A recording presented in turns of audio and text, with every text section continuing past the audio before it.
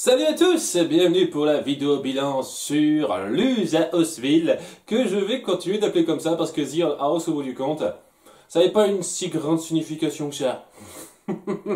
Oui, une des séries Disney récentes populaires en date avec Amphibia qui le mérite largement plus, c'est mon humble avis. D'ailleurs assez dingue, parce que quand j'y pense, il y a pas mal de points communs dans le déroulé de l'intrigue. Beaucoup d'idées qui sont un peu similaires d'une série à l'autre. Et j'aurais presque eu envie que ce soit Luz à Osville qui soit sorti avant Amphibia pour pouvoir dire hey, Amphibia a copié et en moins bien. Alors que techniquement c'est plutôt Amphibia qui est sorti avant sur beaucoup de ces idées-là. Donc ouais, c'est un peu Luz à Osville qui a fait après la même chose mais en beaucoup mieux. Je vais pas me pencher là-dessus, hein, ça va, j'ai déjà assez craché mon venin sur la série Amphibia, mais ouais.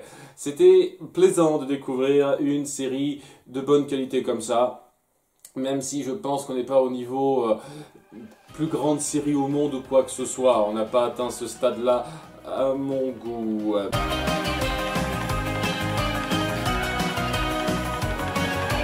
Mais il y a beaucoup de bons points à dire. Vraiment beaucoup de bons points à dire et on va s'y pencher tout de suite en faisant le bilan de cette série. Qu'est-ce qui m'a plu dans cette série? Tout d'abord, déjà l'ambition, comme d'habitude. Je sais que ça se répète pas mal dans ces vidéos bilan, mais j'apprécie sincèrement le fait qu'on joue sur un fil rouge poussé et qu'on s'y tienne.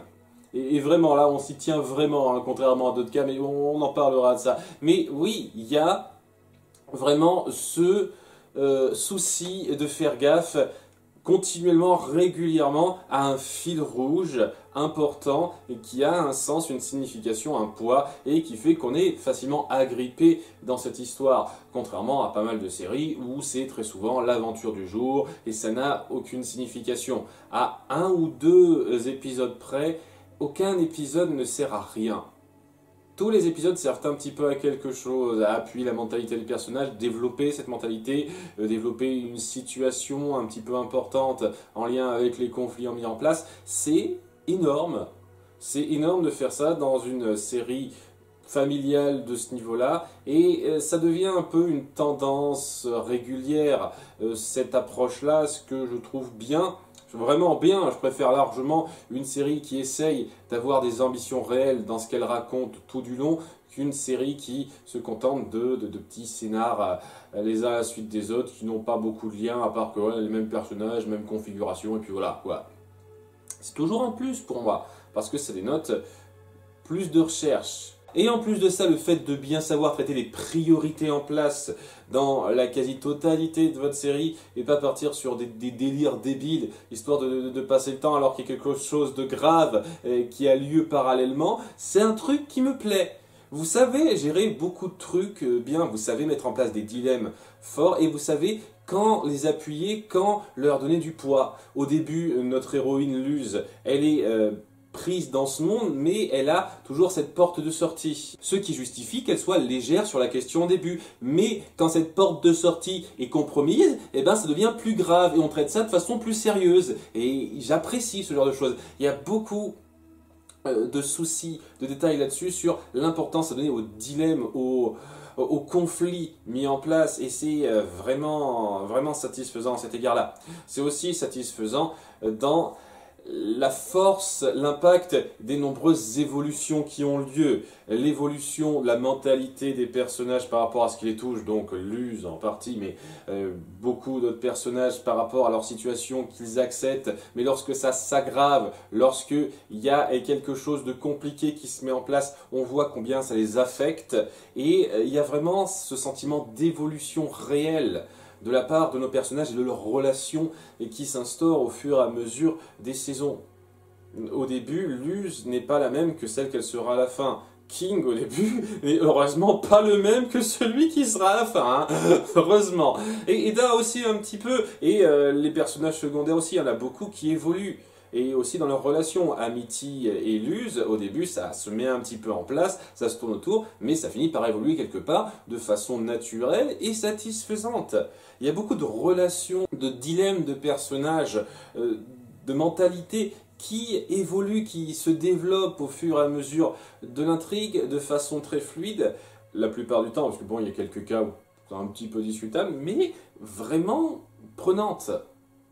Vraiment prenante, et ça va de pair avec la réussite des personnages, mais les personnages en eux-mêmes sont réussis en grande partie parce qu'on a su bien mettre en place une évolution sincère de leurs relations et de leur mentalité personnelle après ça. C'est très très bon cette partie-là. Et enfin, troisième point positif, le plus faible du lot pour moi, c'est la gestion de la magie, qui est intéressante sur beaucoup de points. Je vous avoue que au début, j'étais un petit peu perplexe sur comment les règles fonctionnent, et on sent que c'est un petit peu fait au fur et à mesure, ça, j'en parlais dans pas longtemps, mais il y a beaucoup de créativité dans ces types de sorts que vous créez, et surtout lorsque l'use prend le temps, parce qu'au début elle prend un petit peu son temps, pour apprendre ces différents types de sorts, comment elle gère les possibilités qu'il y a avec et les nombreuses stratégies qu'elle met en place. En plus de ça, il y a pas mal de configurations magiques qui sont visuellement bien rendues, que ce soit déjà tout ce qui est transformation, mais aussi voyage dans un monde onirique, etc.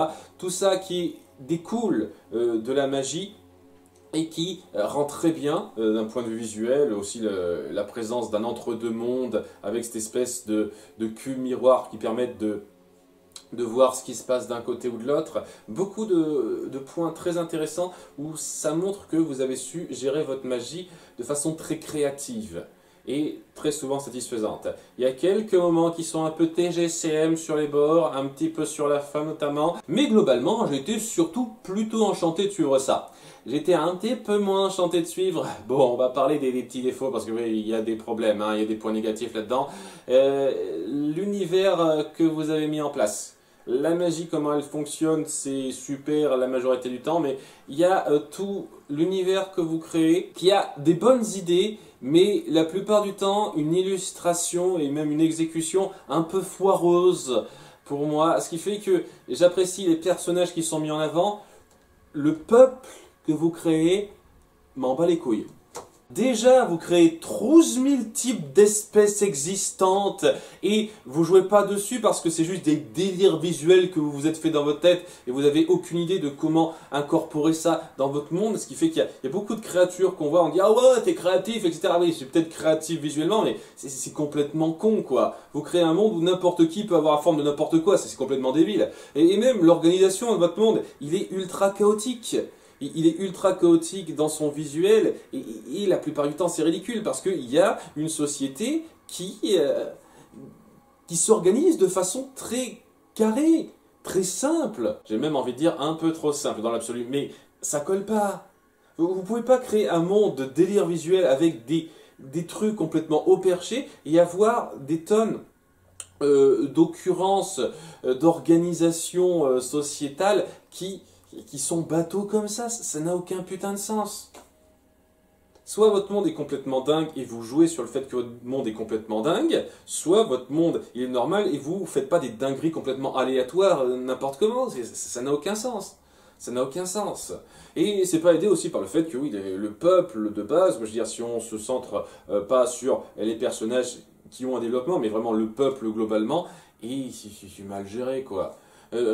Un coup, ils sont contre nos héros, un autre coup, ils sont pour, l'autre coup, ils sont pour le grand méchant parce qu'il fait un discours rapide. C'est complètement changeant en fait. Surtout provenant d'un peuple qui, vu la superficie du lieu que vous créez, parce que c'est le truc qui est quand même cool là-dessus, sur lequel on joue bien, quoi, c'est le fait qu'ils vivent sur la carcasse d'un titan. Cette partie-là, c'est intelligemment créatif. Mais voilà, on insinue de façon assez claire qu'on n'a pas une population ultra élevée.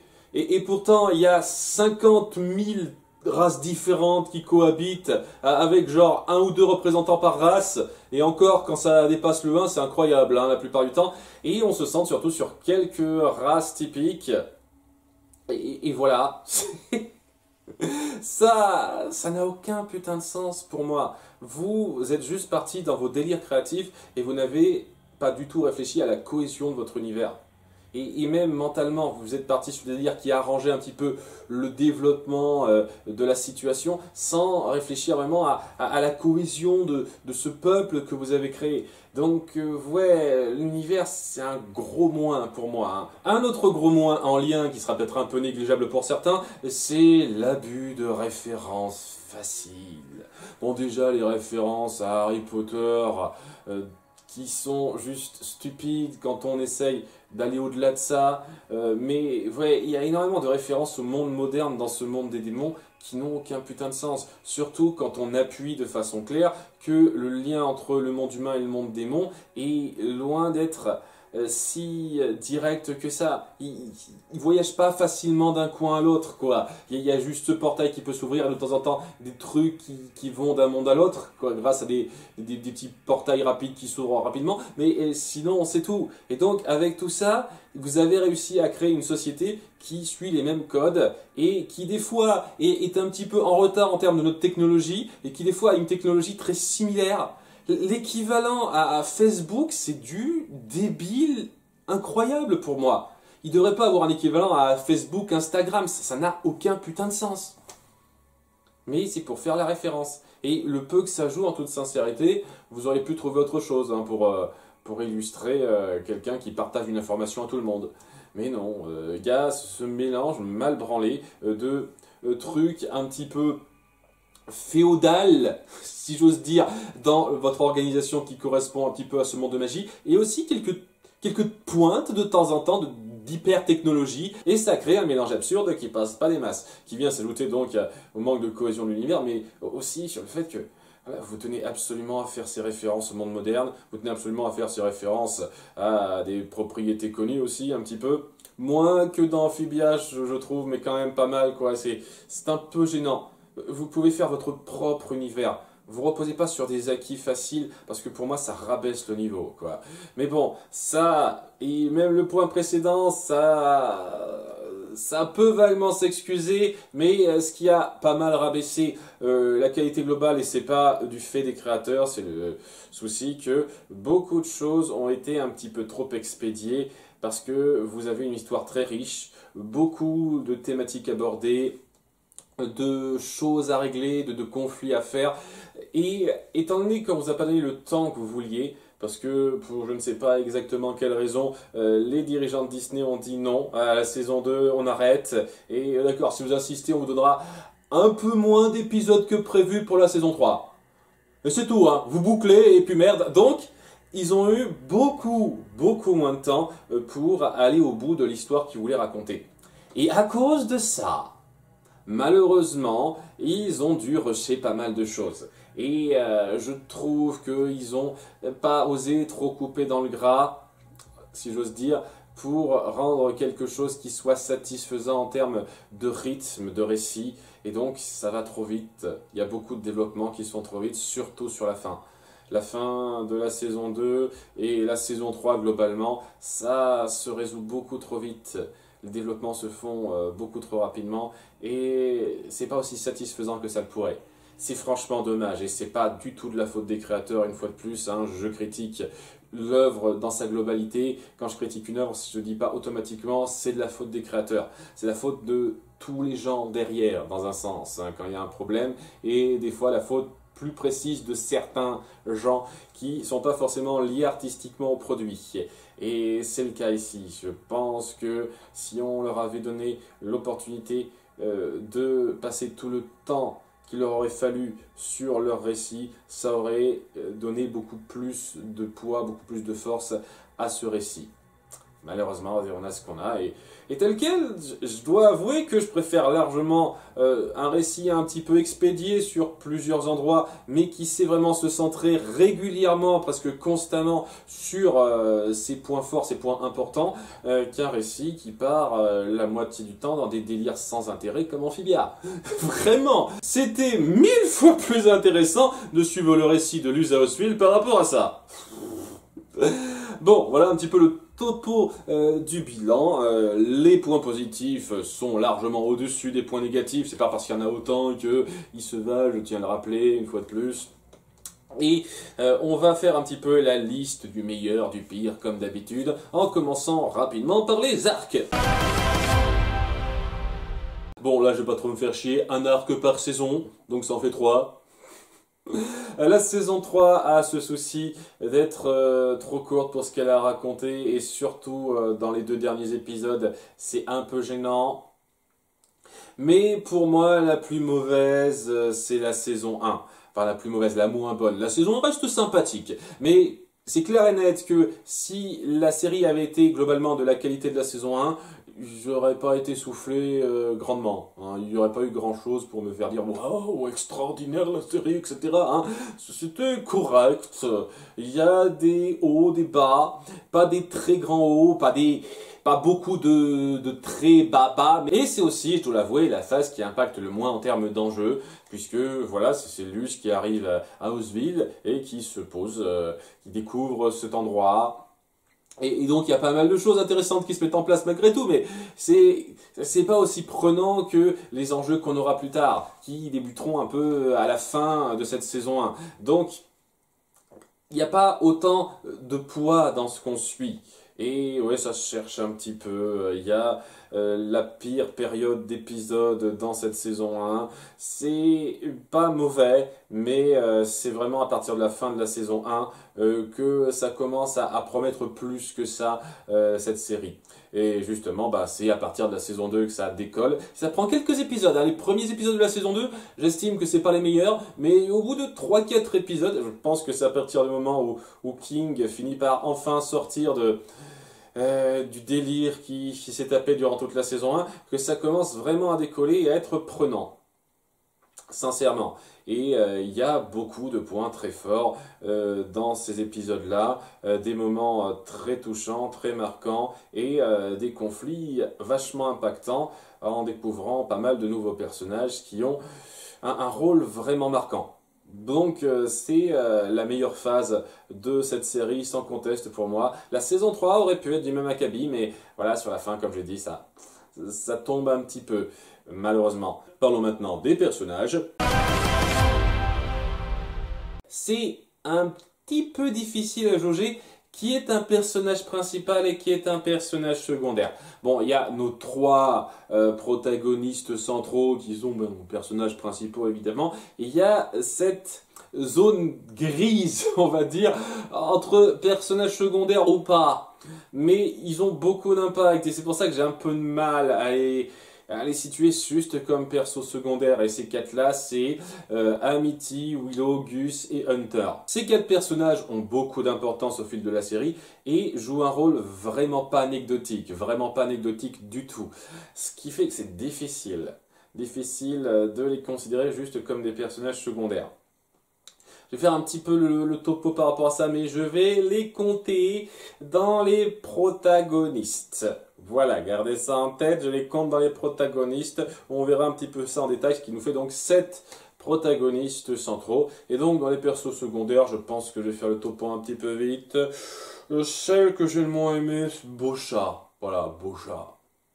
On essaye un tout petit peu d'appuyer 2-3 attaches un peu mignonnes qu'elle pourrait avoir, mais globalement c'est surtout la petite brute tyran que pouvait paraître être Amity à sa toute première apparition, quoi. Elle n'en démord pas, elle n'en sort pas et est chiante, tout simplement. Enfin, il y en a beaucoup de personnages secondaires qui sont pas très marquants, mais je trouve que de tous les persos secondaires non méchants qui sont mis en avant de façon un petit peu notable, je parle pas des persos gags qui apparaissent de temps en temps, histoire de dire comme cette espèce de tête vivante avec un long nez. Je comprends toujours pas l'intérêt de mettre en avant ce personnage, c'est juste pour en faire une blague qui aura apparaît de temps en temps. C'est pas un vrai personnage pour moi, ça, je suis désolé. De tous les persos secondaires qui ont un rôle notable, c'est celle qui est le moins satisfaisante.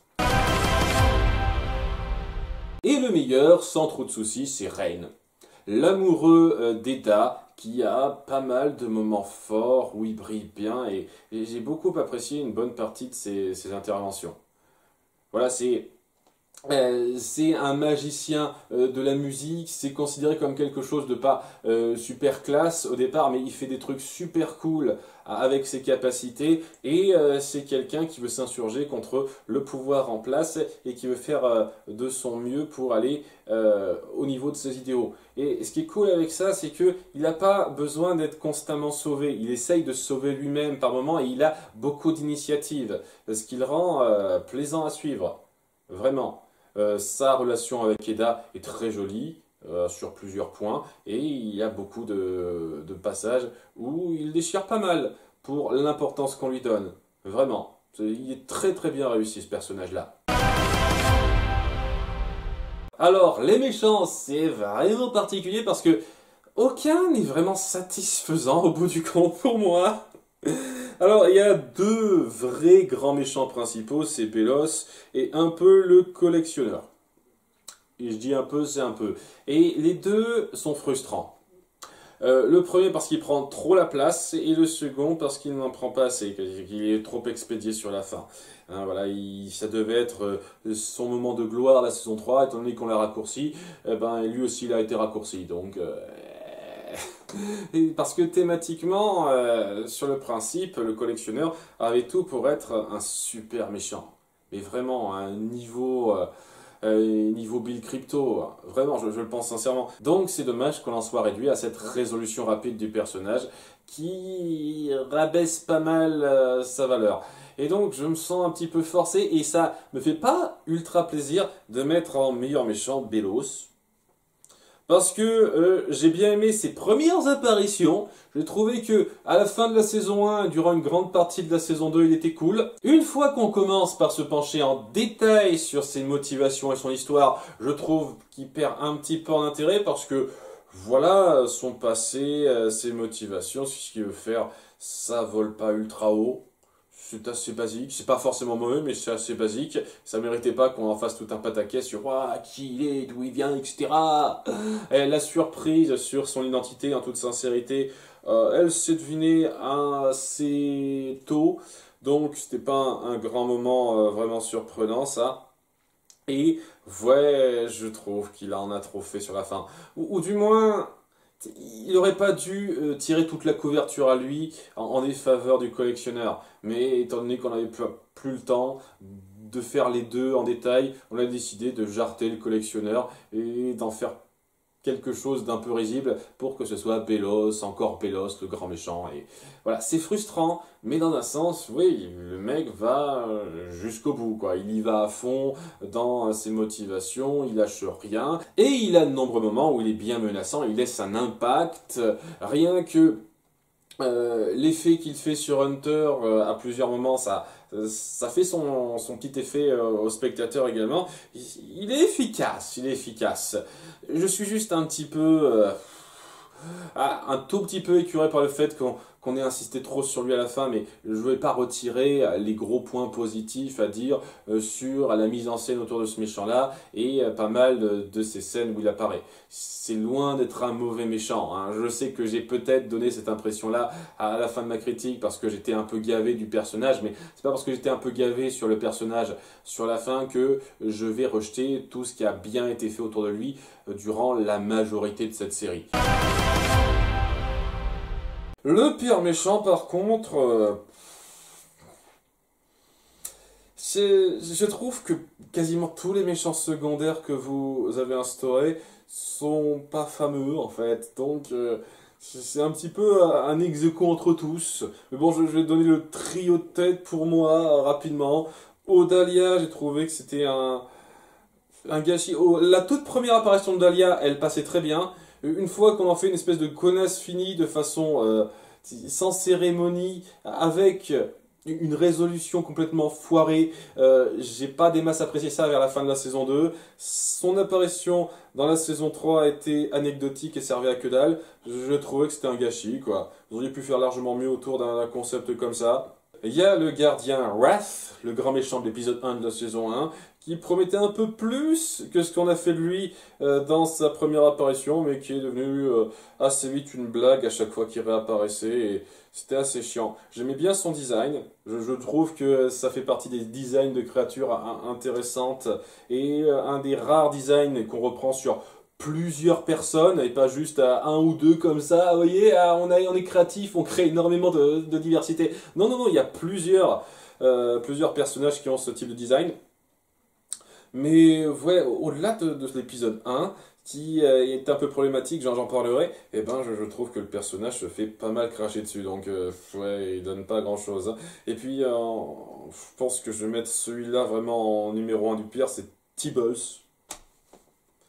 Une espèce de méchant de passage qui à chaque fois qu'il apparaissait était ridicule et sans intérêt. Chaque conflit qu'on mettait en avant n'avait aucun poids réel. Je trouve même que la quasi-totalité des conflits dans lesquels on l'a un petit peu mis en avant servait à rien du tout dans l'intrigue, dans le développement des personnages ou quoi que ce soit. Donc c'est le plus osef du lot, mais on a insisté sur le gars à quelques reprises et c'était un peu con pour moi. Voilà, enfin j'ai pas grand chose à dire. Les méchants secondaires cassent pas la baraque dans cette série. Et enfin, pour les héros, on se retrouve avec 7 personnages parmi lesquels choisir. Et je pense que je vais même vous faire le top 7, carrément, comme ça ce sera clair. En commençant du meilleur pour aller au pire. Mon préféré, bah, c'est Luz. Voilà, sincèrement, Luz, l'héroïne principale et le meilleur personnage. Je trouve que sa légèreté est rafraîchissante. Et elle n'est jamais, à quelques très très rares exceptions près, employée à outrance de façon à ce que ça casse, que ça gâche l'intensité d'un moment. Donc j'apprécie beaucoup ça. Elle sait être assez marrante et son honnêteté arrive à toucher toutes les personnes qu'elle croise en fait.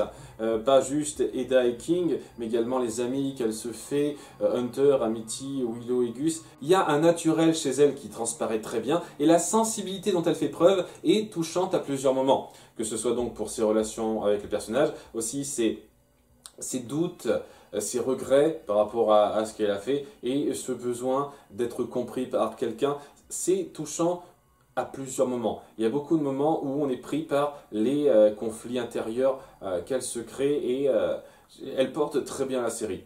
C'est le point positif central quand votre héroïne qui est censée porter la série est bien réussie à ce point et vraiment attachante, vous faites un très bon job. Mais bon, en numéro 2, nous avons Amity, très joli couple avec Luz, j'ai beaucoup aimé son développement. Dès le début, on sentait qu'il y avait quelque chose en plus par rapport à cette image de brute qui veut bien se faire voir au départ, quoi. On sentait qu'elle était un tout petit peu plus subtile que ça, et au fur et à mesure des épisodes, où elle apprend petit à petit à se mettre du côté, du bon côté, on est vraiment très satisfait par cet effet crescendo qui se met en place, et surtout par le fait que beaucoup de ces conclusions se font pas à la toute fin de l'histoire. Ce qui peut peut-être donner l'impression que sur la fin, elle est moins impactante que les autres, ce qui est vrai, mais c'est parce qu'elle a eu ces moments de gloire, ces pics durant la saison 2 majoritairement. Et c'est très satisfaisant ça. Très satisfaisant, j'ai trouvé que c'était un personnage de soutien ultra réussi sur beaucoup de points. En numéro 3, nous avons Hunter, qui au premier abord était pas fameux en ce qui me concerne, mais quand on a fini par appuyer davantage son histoire, comment ça l'affecte et comment il doit surmonter tout ça en se créant de nouveaux liens, il y a beaucoup de moments qui sont très touchants autour de lui. Le développement qui se fait, les surprises, les rebondissements autour du personnage sont super impactants et comment ça l'affecte émotionnellement à plusieurs moments, c'est très fort, hein. Il sait être touchant de nombreuses fois et il faut juste supporter l'ado un peu qui se la joue au tout début. J'avoue que cette partie-là est toujours un petit peu gênante, mais majoritairement, à la grande majorité du temps, il est très réussi ce personnage. En 4e place, je vais mettre King. Ouais. King est assez surprenant parce que si vraiment je devais juste le juger sur la saison 1, ce serait le pire personnage de la série. Vraiment, il est insupportable. Insupportable dans la saison 1. Mais à partir du moment où on le fait sortir de son espèce de d'illusion des grandeurs stupides et qu'il en vient à avoir les bonnes motivations au début de la saison 2, il devient super intéressant à suivre, touchant et a parmi les moments les plus émouvants de toute cette série pour moi. La recherche de son passé, de sa famille, qui il est vraiment, ça apporte beaucoup de passages vraiment, vraiment forts et impactants. Donc j'ai beaucoup aimé cette partie-là, vraiment. Donc en numéro 5, je vais mettre Willow. J'aime bien Willow, elle est sympathique, c'est le rock de la bande, c'est-à-dire celle au début qui apprend à s'affirmer un peu, mais une fois qu'elle est affirmée, c'est surtout le soutien qui est là pour prendre les décisions plus posées, être un petit peu là pour aider les autres, et j'apprécie le fait que on appuie à la toute fin que ça, ces responsabilités qu'on lui donne un petit peu de façon tacite, ça la pèse également et qu'elle a besoin et aussi qu'on la rassure qu'elle n'est pas toute seule. J'aime beaucoup ça. Et oui, sa relation avec Amity, deux, trois petits trucs, c'est sympathique. La relation d'Amity avec Gus également, c'est sympathique ça. J'ai bien aimé ça. Ensuite, en numéro 6, je mettrai Eda. Ouais, je sais, c'est un petit peu méchant, mais déjà, d'une part, il n'y a aucun de ces personnages que je n'aime pas.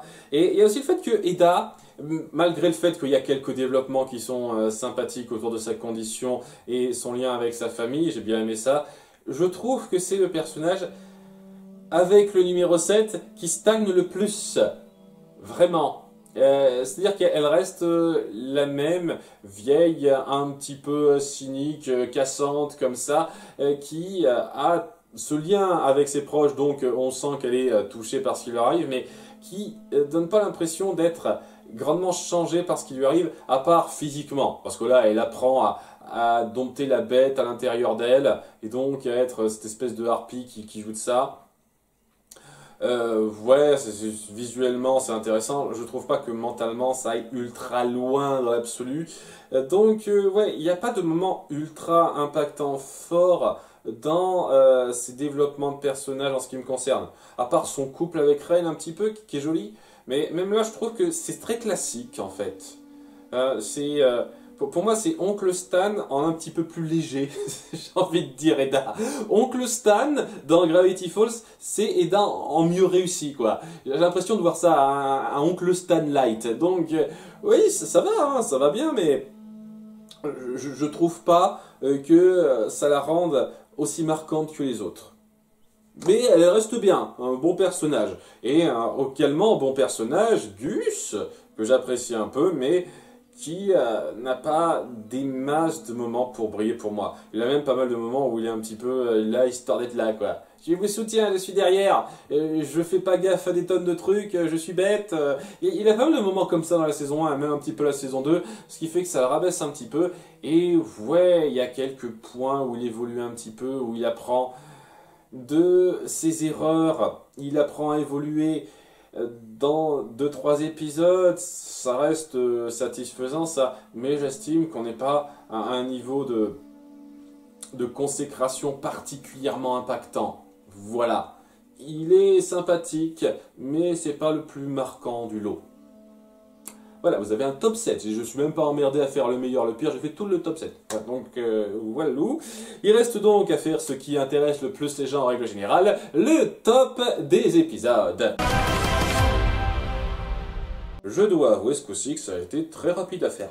Parce que à chaque fois, il y avait 4 épisodes qui se démarquaient en bien et en mal. Donc j'ai eu presque directement mon flop 4 et mon top 4. Ouais, ce qui me permettra de parler un petit peu de numéro 4 dans les deux cas. Donc là, on parle bien entendu du positif. Le quatrième, pour moi, ce sera le final de la saison 2, le chaos. Un final réussi en matière d'enjeu, c'est très fort visuellement et les conflits sont vraiment bien rendus. Ce qui était fort aussi là-dedans, c'est ce que ça promettait à la toute fin, et je pense que c'est ça qui a un tout petit peu rabaissé cet épisode par rapport aux autres, c'est que voilà, ce que ça promet à la toute fin, le conflit contre le collectionneur, eh ben c'est pas très satisfaisant dans la saison 3, donc ça baisse un tout petit peu le ressenti de cet épisode. C'est pour ça qu'il n'est que numéro 4 et qu'il ne va pas le top 3. Donc en numéro 3, je mets Une main tendue, l'épisode de la saison 2 qui a surtout brillé par rapport à la relation entre Amity et Luz. Amity qui veut un petit peu sortir du carcan que ses parents lui ont forcé, surtout sa mère, et donc on appuie sa relation avec son père de façon assez touchante, mais ça permet aussi d'appuyer un petit peu comment se sent Luz avec déjà toutes ces choses à gérer, le conflit qui est mis en place, qui bouille de plus en plus, mais surtout ce jour très important pour elle. Elle ne peut plus voir sa mère encore, et c'est un jour assez important puisque c'est la mort de son père, et donc ça l'affecte particulièrement parce que d'habitude elle fait toujours un petit truc avec sa mère pour ça, et c'est un rappel assez froid à ce dont elle n'a pas accès. Donc ouais, elle n'est pas dans son meilleur état tout de suite. Amity a du mal à comprendre pourquoi. Une fois qu'elle le comprend, c'est un moment de rapprochement super joli entre elles, où elle accepte de passer du temps avec elle. Elles acceptent l'une comme l'autre de partager la peine de l'autre parce qu'elles ont des problématiques de parents très différentes. Vraiment, c'est pas du tout la même chose pour Amity que comme Luz, mais elles sont solidaires l'une envers l'autre par rapport à ce que l'autre vit, et c'est très joli. C'est pour moi le pic du couple Luz-Amity, et c'est super bien rendu ça. En numéro 2, Au bout du monde, épisode qui a vraiment super cimenté la puissance autour du personnage de King, qui est passé du personnage que je détestais le plus dans cette série à un des personnages que j'aime le plus. C'est assez dingue. Après, il reste quand même la trace du truc détestable qu'il était au début. Hein. De toute façon, on en parlerait dans le flop. Mais ouais, ce moment est super fort. Il y a Luz et King qui ont l'occasion de découvrir enfin là où pourrait se trouver le père de King. Lui qui est à la recherche de son père depuis le début de la saison 2, il a enfin l'occasion d'aller voir ça. Et lorsqu'il s'y rend, au début il pense qu'il a trouvé sa place, mais en fin de compte il est dans l'antre de la bête, entre guillemets. Il est vraiment dans une situation très délicate, et lorsqu'il apprend vraiment qui il est, et qu'il doit s'extirper de sa situation qui est somme toute pas mal rendue, mais c'est pas la puissance de cet épisode, on est vraiment totalement touché par cette espèce de considération du personnage. Je sais qui je suis maintenant, j'en sais plus, je suis content, mais en même temps c'est très amer parce que ça implique des choses très graves et tragiques. Maintenant je sais que je suis seul, je sais qui est mon père, mais maintenant j'ai confirmation que je suis vraiment techniquement seul. Ce moment de fin où il revient est vraiment super touchant. Et il y a aussi pas mal de moments touchants, ne serait-ce que le début où on voit que Eda a peur de perdre ses proches, et Lilith qui participe un petit peu, c'est cool quand même de la montrer participer, quoi. Et il y a beaucoup de moments qui sont très touchants à ce niveau-là, mais c'est le pic de l'émotion autour de King en ce qui me concerne.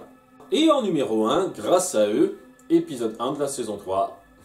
Alors, il y a des scènes ci et là qui sont grossières. Je vais pas le nier, c'est clair et net.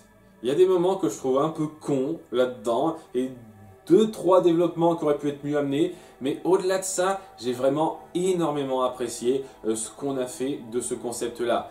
On a notre héroïne et ses 4 amis qui sont bloqués sur Terre et qui, en s'adaptant à cette vie, avec bon, des moments un peu con là-dedans, ont surtout ce besoin de retrouver la voie vers chez eux, en étant inquiets comme jamais pour leurs proches, parce qu'ils sont partis à un moment où c'était un petit peu la merde. Donc, il y a vraiment cette considération d'une bonne partie de nos personnages qui veulent rentrer chez eux en s'acclimatant au monde humain, et je le redis, vous avez fait ça 1000 fois mieux que toute la première moitié de la saison 3 de Amphibia l'a fait, quoi.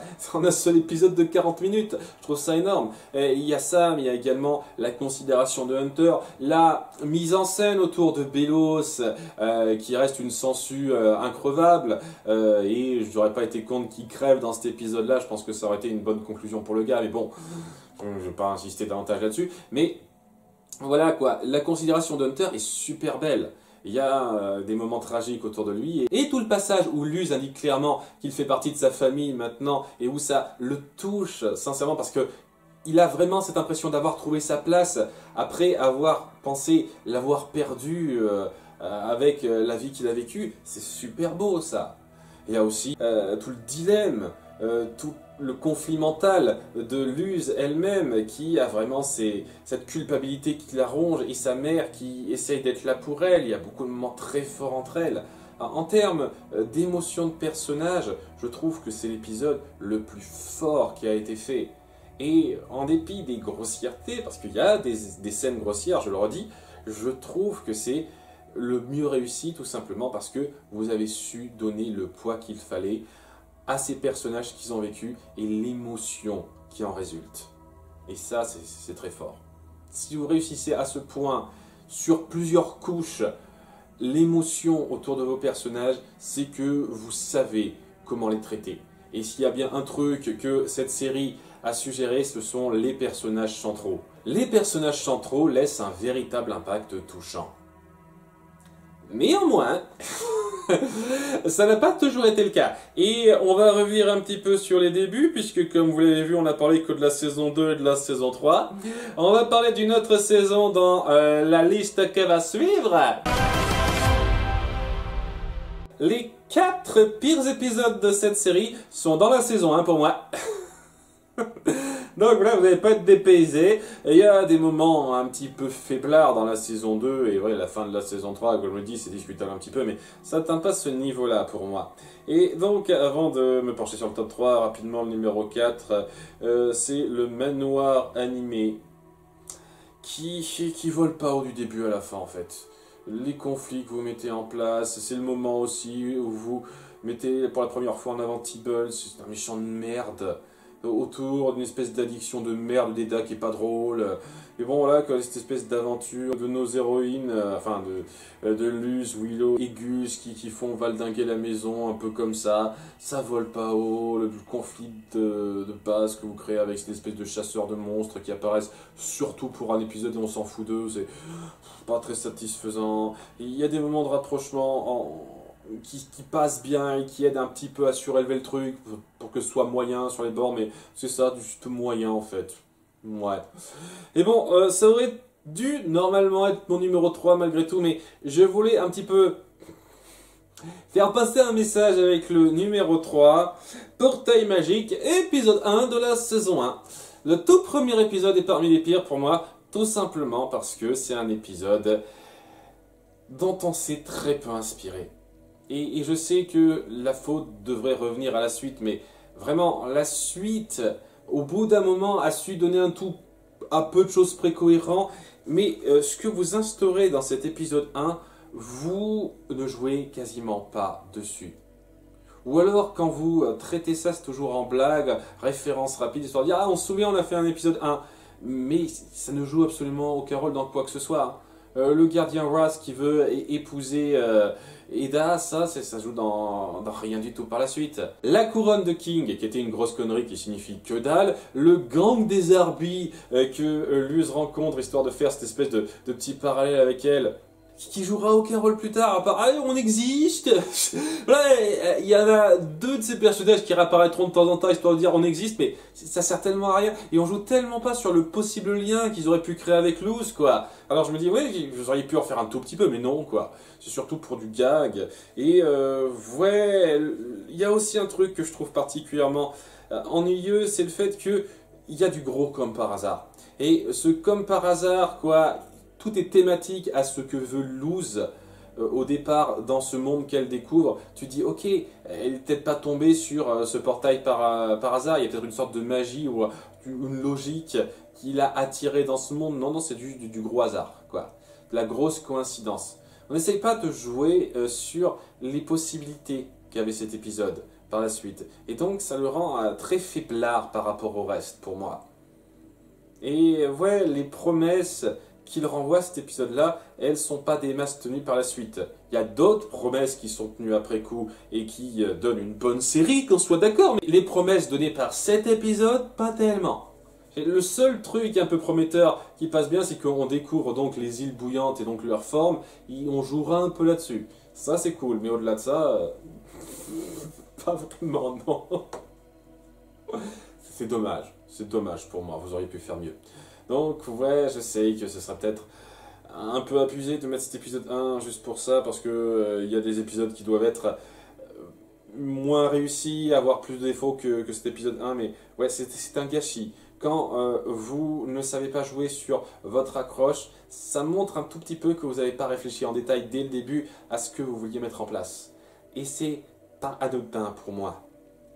Donc, le numéro 2, ce sera Auteur à succès. Parce que l'intrigue centrale, c'est de la grosse merde. Avec King qui est un de ses pires niveaux. J'ai tellement pas envie de me pencher là-dessus, quoi. C'est un délire de commentaires sur le monde de l'édition qui change, avec des logiques qui n'ont aucun putain de sens, parce qu'on écrit un bouquin en 2 jours, bien sûr, va te faire foutre, quoi. Écrire un bouquin en 2 jours, bien entendu, quoi. Et ouais, les conflits que ça crée entre Luz et King sont nuls à chier. La résolution est nulle à chier, parce qu'on dépeint un grand méchant, et à la fin on dit « Ah, j'ai trouvé un nouvel auteur à succès », et on se dit tant pis, voilà, si cette personne-là tombe dans le même piège que King et Luz, elle risque de mal le vivre, voire de crever, c'est pas grave, on continue notre vie comme ça. C'est de la merde. C'est de la merde.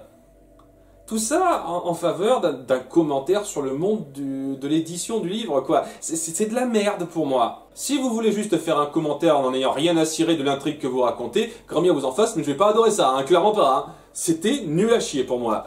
Heureusement, c'est rattrapé par la sous-intrigue qui était quand même plutôt jolie. Mais vraiment, hein, cette partie-là, la partie de l'intrigue centrale, elle est au même niveau de nullité que l'épisode numéro 1 de cette liste, hein, je le dis clairement. L'intrigue secondaire était beaucoup plus intéressante et a aidé à rattraper le truc pour que ce soit moyen, en moyenne, vraiment de peu, parce que voilà, lorsque on a cette espèce de conflit entre Lilith et Eda et leur lien de sœur, c'est quand même plutôt joli sur pas mal de points, même si leur petite chasse termine sur une blague. Globalement, j'ai bien aimé cette partie-là qui a rehaussé un peu le niveau de cet épisode, mais pas au point de ne pas le mettre dans ce flop 3, hein, parce que vraiment, il mérite d'être dans ce flop 3. Mais bon, en numéro 1, sans grande surprise, c'est Échange de corps. J'ai même pas envie de m'apesantir là-dessus. Il y a nos 3 protagonistes qui, pour une raison débile, se disent « Tiens, on va tous échanger de corps avec un sort à la con qu'on ne sortira plus jamais après coup. » Alors que ce serait quand même très pratique à sortir sur certains cas. Mais non, hein, c'est juste un sort de délire d'un épisode. Et il y a des tonnes de conneries sans intérêt. Voilà. J'ai pas envie de me pesantir là-dessus. C'était affligeant de bout en bout. Il n'y avait rien qui en sortait. C'est le seul épisode, vraiment le seul épisode où il n'y a vraiment rien à retirer pour moi. À part peut-être vaguement le fait que Lilith tient à ce que Eda rejoigne son couvent. Mais au-delà de ça, non, il n'y avait rien, quoi. Donc, non, ça s'est pas du tout passé pour moi. Et c'est un petit peu le moment où Luz Hausfil avait le plus de relents de Amphibia, si j'ose dire. Je ne vais pas insister plus, mais voilà. Ça, je suis bien content que ce soit des exceptions et pas des règles. Parce que c'est clair et net que s'il y avait eu plus d'épisodes comme ça, j'aurais été beaucoup moins satisfait par cette série, hein, largement. Hein. Donc, ouais, la perte de temps la plus notable de Luz Hausfil. Et je pense que je suis pas le seul à trouver que ce soit le cas. Pour beaucoup, c'est le pire épisode. Je vais pas sortir de la majorité. En tous les cas, voilà qui termine cette vidéo. Le positif l'a largement emporté sur le négatif. Je tiens à le repréciser une seconde fois. J'ai été content de découvrir cette série qui a peiné à démarrer, c'est vrai, et qui a un peu peiné à finir aussi, mais qui, globalement, dans sa majorité, a proposé quelque chose de très sympathique à suivre, surtout grâce à ses personnages centraux, qui étaient, pour ma part, très satisfaisants à suivre. Donc, je suis bien content d'avoir découvert cette série. Je suis content d'avoir enfin pu traiter quelque chose qui ne m'irrite pas trop. dernièrement, c'est un point positif. C'est un point positif, ça. J'ose espérer que la prochaine série que je traiterai en réac sera un peu du même acabit, même si pour ça, il va falloir attendre un petit peu. Hein. Déjà, je vais compléter les réacs sur les films Scooby-Doo dans le temps qui va suivre. Et après coup, je sais pas, hein, ça va être à un rythme beaucoup moins soutenu, les réacs sur les séries en tout genre. Je pense que je les ai un petit peu trop enchaînés. Et ça n'a jamais été, au départ, une priorité de ma chaîne. J'avais pas prévu de faire régulièrement des réactions à chaud d'une série sans discontinuité, sans pause ou quoi que ce soit. Ça n'a jamais été un but que je m'étais fixé. Et maintenant que j'en ai fait pas mal de séries comme ça, je pense que je vais prendre une pause assez notable dans les réacs. Mais je vais très certainement un de ces quatre y revenir, c'est sûr. Donc je vous remercie d'avoir suivi. N'hésitez pas à faire partager en commentaire une fois de plus ce que vous avez préféré dans cette série. Ça me fait toujours plaisir de lire ça. Hein, aussi, ça aide pour le recensement YouTube. Mais j'aime bien lire vos propres top flops, etc.